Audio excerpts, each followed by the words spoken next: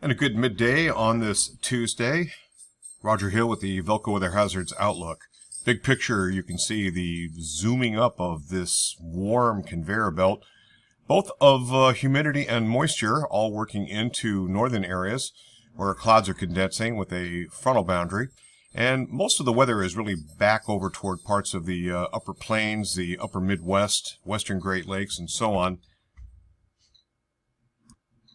And you can see that with this sort of batch here of showers and some pretty strong severe weather, as a matter of fact, in the upper parts of the Midwest. We do have some thunderstorms off to the west of us. This is kind of a primer for the pump, and once it starts, it's probably going to continue into the evening hours. I think the worst areas today is going to be basically in northern Vermont and generally north of the Canadian border, where it is showing that we could have some wind gusts, maybe in excess of 40 miles per hour. So something to watch up in this particular area. Otherwise, I think the northern Vermont utilities will be under the gun the most with the batch that moves through later on today and into the evening hours, which will then wind down, and we'll be back into more or less widely scattered shower and thunderstorm activity that's going to be taking place eventually during the afternoon hours on Wednesday.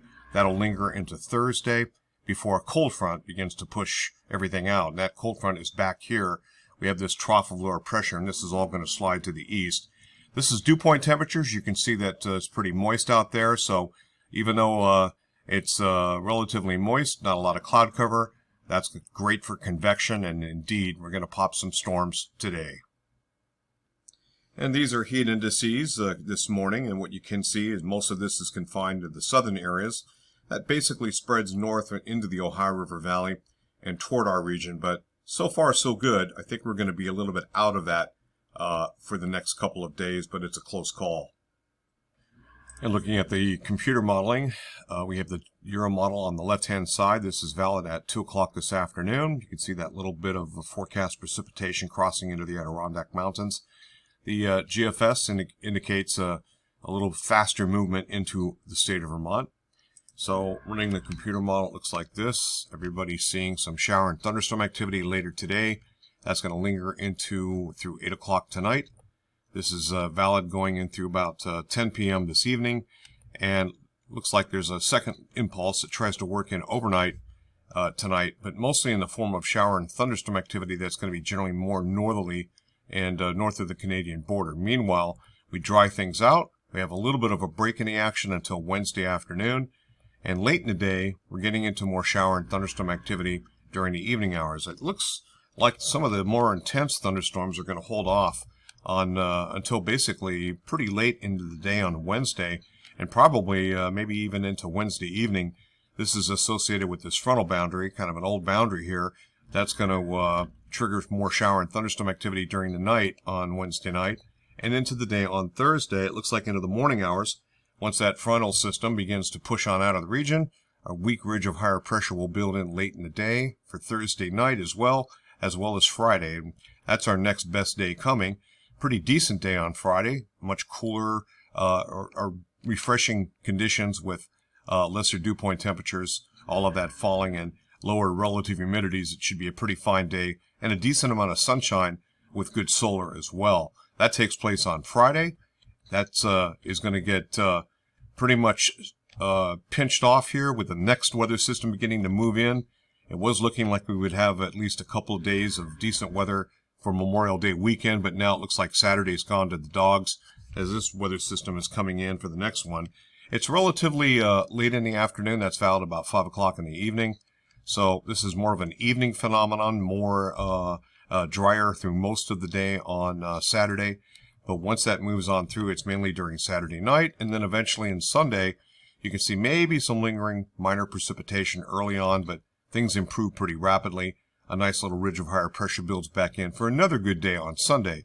Now we're beyond the period. This is one of the stronger systems, and I'm looking back to see where this came from. It's jet stream energy that's crossed the Rockies at a little bit lower latitude, so it's picked up a little bit more moisture, and you can see slightly heavier moisture with this system pushing on in. Of course, this is the GFS. It says basically it holds off, but eventually it does get into the region, and this would be beyond the period.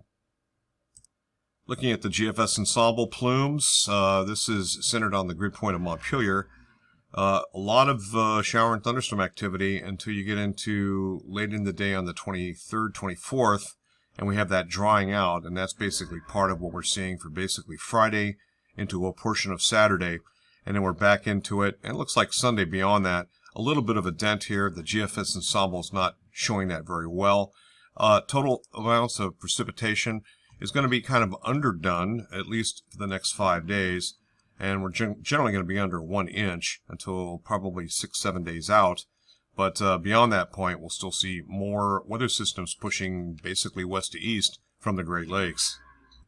And precipitation type, of course, all rain. This does show a little bit more of a break in the action, and then we're back into it. Pretty warm temperatures aloft even. This is 850 hectopascals, about the top of Mount Mansfield, that layer of the atmosphere elevation there. And conditions, it looks like, kind of slide a little bit cooler over time, and indeed that is the situation. So we're going to lay precipitable water. You can see there's some ups and downs. This is a dry out. That's some better conditions for Friday. We'll be dealing with this precipitable water about 1.2. It's about 1, almost 2 standard deviations to sigma. Not a big deal. Then we dry things out, and then we have this uptick, it looks like, on Saturday, and dry it out again. Now, laying CAPE, convective available potential energy, you can see that we're getting into some pretty good CAPE here today. This is for tomorrow, Wednesday. This is for Thursday. By the time we get to Friday, a little bit of a dip, and then Saturday we're back up. So laying shear over that. The maximum shear might be basically Wednesday evening with the strongest winds aloft at about 40 knots, and that's what I'm watching here. It looks like today's business, generally 25 to 30 knots of shear, a little bit of organization, but most of that is going to be north of the Canadian border, and then the winds do fall off. And we're watching this one here. This would be, again, Wednesday evening. Looks to be probably the strongest in the near term. Total QPF for the next 7 days out by the Weather Prediction Center. They have us basically about a ½ inch here. So to the east of us, drier. To the west of us, a little wetter. A 1 inch line. And we're actually, again, just a little bit below seasonal norms in terms of precipitation.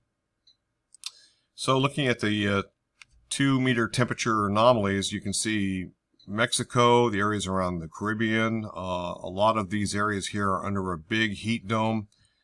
They're being moderated, so it doesn't show up quite as well here, but a lot of that flow kind of curls around what is a pretty strong area of higher pressure. It's near Bermuda. This is kind of forcing this, and we're seeing, of course, well above normal temperature anomalies for our neck of the woods here for this time of year. Next 5 days of high temperatures look like this, and we're running about 9 degrees above normal, and that's pretty significant. And a little bit of zoom in here of the current conditions on this Tuesday midday. Temperatures working up toward 80 degrees pretty quickly now, and we're also seeing dew point temperatures starting to follow suit, basically in the low 60s, but not everywhere. Roger Hill, Wuthering Heights, thanks for watching.